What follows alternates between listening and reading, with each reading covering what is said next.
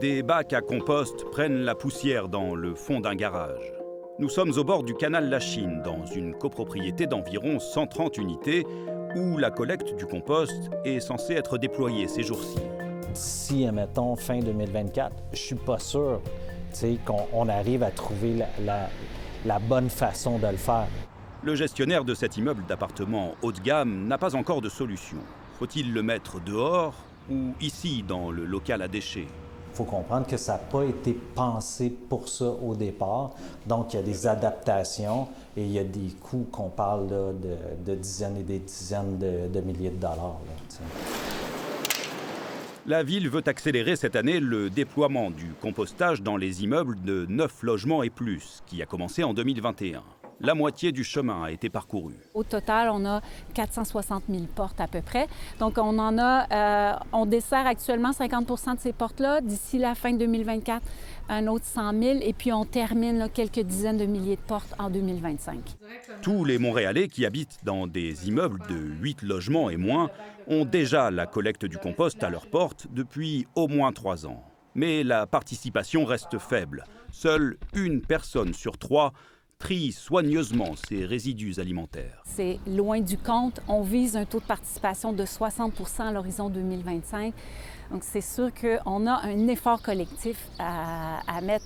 C'est un défi qui est décuplé dans les immeubles multilogements, là, les 9 et plus ou les tours d'habitation, parce qu'il y a un côté un peu plus anonyme de est-ce que je participe pas, qui le sait, c'est moins évident d'implanter la collecte. Les gestionnaires de cet immeuble dans Griffinton ne s'en cachent pas. Malgré la sensibilisation et le porte-à-porte que réalise un organisme mandaté par la ville. Bonjour. Bonjour. Ça va bien? Oui, vous? Oui. Il va falloir convaincre les copropriétaires, même les plus volontaires. La majorité des gens, nous attendions le compostage depuis longtemps. Je crois que ce qui pourrait être difficile à gérer, c'est l'adhésion des gens sur la façon de déposer le compost dans les bacs. Mais du haut de son 5e étage, Camille a plutôt hâte d'y participer.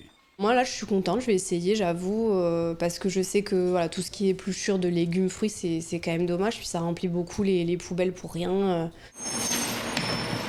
En fait, ça remplit en majorité les poubelles. 57 % de ce qui se retrouve dans un sac de déchets non triés, c'est de la matière organique, qui a un grand inconvénient. Elle produit du méthane si on l'enfouit. Mais elle a aussi un grand avantage. Elle se transforme en fertilisant si on la composte. Montréal est pour l'instant mal équipé pour traiter le compost. Il s'en va par camion, soit en Ontario, soit dans l'Anaudière. Mais 2 grands centres de traitement seront opérationnels dans les prochains mois. Cet automne pour le centre de compostage de Saint-Laurent et au printemps 2025 pour le centre de biométhanisation dans l'est de Montréal. 2 installations qui auront coûté chacune 169 millions de dollars. Ultimement, on pourra remettre aux Montréalaises, aux Montréalais, un compost de très haute qualité. On s'en servira pour faire de la distribution auprès de nos citoyens, mais également dans nos parcs pour embellir Montréal. Mais pour l'instant, un travail d'accompagnement est nécessaire.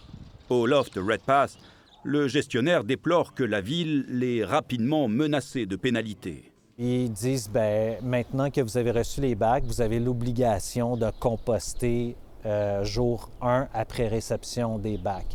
Et si ce n'est pas fait, il y a eu une mise en garde tout de suite de passer à des amendes. Des amendes qui vont de 200 à 2000 $ pour une personne physique et de 400 à 4000 $ pour une personne morale. On est encore vraiment dans une phase de déploiement, donc on met l'accent sur la communication, l'éducation, mais c'est certain qu'il viendra un moment où on mettra l'accent sur l'obligation et donc on appliquera le règlement. Toute collecte est obligatoire. À partir du moment où on a une collecte à notre porte, on a l'obligation d'y mettre les matières qui y sont associées. Mais parce qu'on a commencé par des collectes volontaires au début, sur une base facultative, il y a encore cette perception de « moi, j'y participe pas, mais ce n'est plus volontaire ». Le MELEM a peut-être trouvé la solution pour augmenter la participation. Nous sommes dans la salle de déchets au sous-sol du MELEM Ville-Marie. Avec les 2 chutes ici. Exactement. Donc, on voit bien la chute à déchets avec le bac bleu, puis c'est la compost avec le bac brun ici.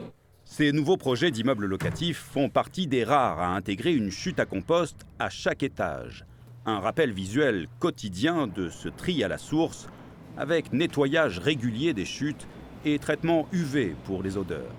En ce moment, on récolte un bac de compost pour nos 40 unités locatives. Ouais. Lorsqu'on va avoir 60 unités locatives, on va voir est-ce qu'on fait 2 bacs de compost, 3 bacs de compost de plus. Donc, on va vraiment pouvoir juger quantitativement si ça fonctionne ou si on doit éduquer puis inciter plus les gens à le faire. Éducation et sensibilisation avant l'arrivée des sanctions quand tous les Montréalais seront desservis par la collecte l'année prochaine.